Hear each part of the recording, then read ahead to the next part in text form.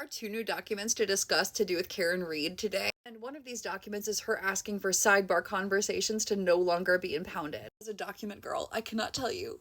I'm so excited. Okay, hold on. This first document is from Hank Brennan. It's his motion to withdraw. If y'all don't know, Hank Brennan notoriously spells crap wrong in his motions, and it's frequently in the title of the motions, so motion to withdraw has sent me to the moon. The undersigned counsel moves to withdraw from the above docketed matter. He is saying that his position as special prosecutor has concluded and he would like to be removed from this case. Fair, valid, bye. On to what I'm actually excited about. Defendant Karen Reed's motion for relief from the April 14th, 2024 order to impound sidebar conferences. The sidebar conversations from the first and second trial have been impounded. That means the public is not aware of what happened during these conversations, except that her lawyers have spoken a little bit about the kind of conversations that took place at these sidebars. Specifically, I want to say it was on Ian Runkle, and I'm so sorry if I got that wrong, but I believe when Ian Runkle talked to David Yannetti and Robert Alessi, they talked about how they went to sidebar multiple times trying to get Judge Cannoni to allow them to acknowledge that ARCA was hired by the FBI. Hank Brennan had been trying to impeach the testimony of the ARCA guy. At various points, Brennan had tried to make it sound like there was collusion between the defense team and ARCA, or that maybe they had paid ARCA to say certain things, or that ARCA was biased, or whatever. And the defense repeatedly argued, we want to tell the jury that the FBI hired ARCA. Hank Brennan is out here implying that we paid them, or that somehow they were working for the defense when ARCA came to the conclusion that John O'Keefe had not been hit by anybody's car. And Hank Brennan had pushed this narrative at the second trial. And regardless of any of this, Judge Cannoni allegedly at sidebar was like, absolutely not, you can't do that. And there's transcripts of this and all other sidebars that have been impounded, which means the public has not seen them. Give them to me. As grounds for this motion, Ms. Reed states that good cause no longer exists for impoundment of the sidebar conferences that occurred during the first trial. You can pause to read.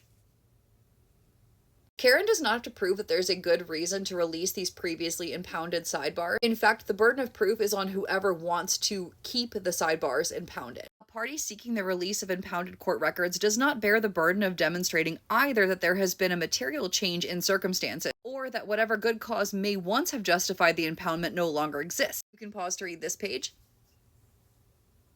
The burden of demonstrating the existence of good cause always remains with the party urging their continued impoundment. Basically, they're saying, hey, Commonwealth, if you want to keep this impounded, you have to explain why. Because good cause no longer exists for the order of impoundment to be continued with respect to the sidebar conferences, and because access to those materials is required for trial preparation, the impounded materials should be released at minimum to the party and to Gooch. Oh, hold on. There we go. That's better. They repeatedly say in this document that they do not want the jurors' identities released, and I totally agree. Even as recently as yesterday, I was seeing some vitriol to one of the jurors who spoke out in this trial, alleging that she had bullied the other jurors into agreeing with her position. So I definitely agree with not releasing the remaining juror names. But Ms. Reed instead seeks only the release of the sidebar discussions that took place during the trial and those that addressed evidentiary rulings prior to trial, because the good cause the court recognized while impounding these conversations no longer exists now that a verdict has been reached. You can pause to read this page.